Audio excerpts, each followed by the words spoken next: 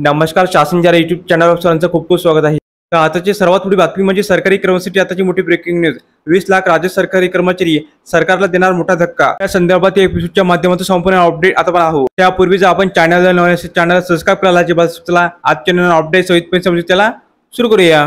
राज्यातील शासकीय अधिकारी आणि कर्मचारी यांच्याकडून दिनांक 29 ऑगस्ट 24 पासून बेमुदत संप पुकारला जाणार आहे.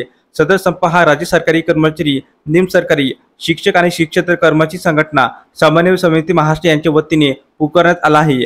याबाबत सदर संघटनेचे नियंत्रक तथा सरचिटणीस श्री विश्वास काटकर यांच्या वतीने दिनांक 11 ऑगस्ट 24 रोजी एक प्रसिद्ध पत्रक निर्गमित करण्यात आला आहे.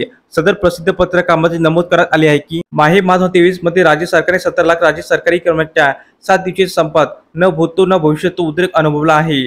या नेहमीच परंतु प्रखर असणाऱ्या आंदोलनाचा सकारात्मक विचार करून राज्य शासनाने कर्मचारी शिक्षकाच्या समन्वय समितीसह दीर्घ चर्चा केली. त्यावेळी खुद माननीय मुख्यमंत्र्यांनी जुन्या पेन्शन प्रमाणे राज्य कर्मचाऱ्यांना आर्थिक व सामाजिक सुरक्षा प्रदान करण्यात येईल अशी लेखी हमी दिली आहे. त्यानंतर माहे डिसेंबर 23 पर्यंत त्याबाबत कोणतीच सकारात्मक प्रगतिशील कार्यवाही दिसून न आल्यामुळे कर्मचाऱ्यांनी पुन्हा दिनांक 14 डिसेंबर 23 पासून बेमुदत संपाची घोषणा केली.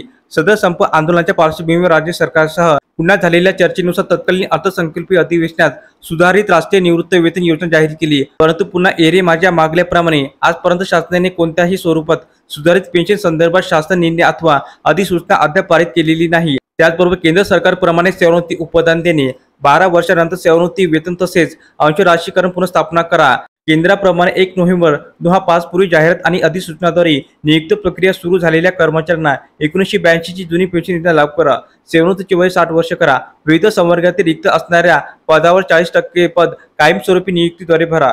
शैक्षणिक विभाग अंतर्गत शिक्षक कर्मचाऱ्यांचे प्रश्न सोडविण्यासाठी विशेष चर्चासत्र आयोजित करा, अनुकंपावरील उमेदवारांना विना अट नियुक्ती द्या. अशा प्रलंबित मागणीकरिता माननीय मुख्य सचिव पातळीवर चर्चासत्र आयोजित करून शासन निर्णय पारित केले जाईल अशी प्रकारचे आश्वासन देण्यात आले होते. परंतु या आश्वासनाला राज्य सरकारकडून तडा दिला जात आहे.